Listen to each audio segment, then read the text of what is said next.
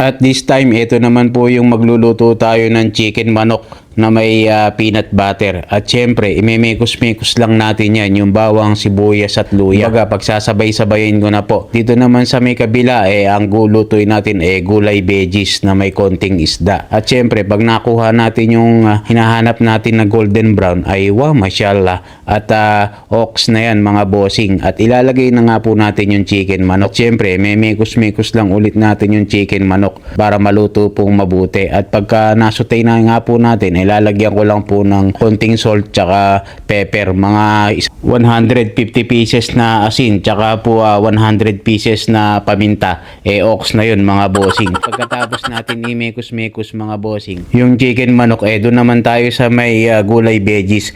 At nilagyan ko rin po ng asin at paminta tong ating gulay veggies. Sige, 100 piraso naman po doon para hindi masyadong maalat po yung ating gulay veggies. At pagkatapos naman itong chicken manok, ilalagyan lang natin ng mga 1 cup na tomato sauce. Basta kahit anong klaseng tomato sauce po dyan sa inyo sa Pinas ay pwede po dito. At naglagay nga pala ako dito ng mga 150 pieces na asukal at saka po mga 1/4 lang na toyo para medyo dark po siya ng konti. At pagkatapos niya, naglagay na tayo ng sitaw or beans po kung tawag dyan, at saka po sili para nag-imas atoy. At dito naman po sa gulay ay pinagsama-sama ko na po dyan lahat, kumbaga Royal Rumble na. At naglagay na rin ako ng tubig na para may sabaw ng konti yung ating gulay. At pagkatapos nga po tinakpan ko lang po yan.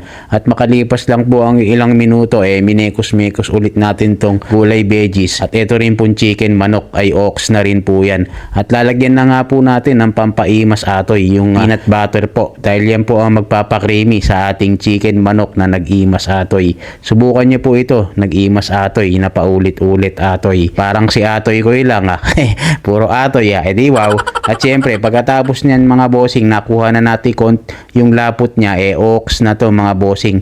Lalamon na tayo dahil marami na nga po akong gutom. Kaya nga nagsandok na nga po tayo ng chicken manok na nag-imas atoy na paulit-ulit na atoy ko, at saka itong gulay veggies. At syempre bago po tayo kumain kinakailangan po nating magdasal at magpasalamat sa blessing nating natanggap. Bali kung nakita niyo po yung mga gamot ko na yan yung iniinom ko na mga reseta po ng doktor sa akin, at saka po kasama na rin syempre yung vitamins dyan mga bossing. Salmon skin, nagawa ko kanina.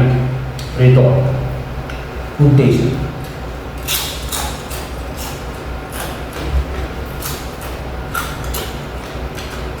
Panalo. Crispy. At eto na nga, kakain na po tayo. Yun lang, and thanks for watching. Love you all. Mama, chip chup. Always remember, God is good all the time. Alright.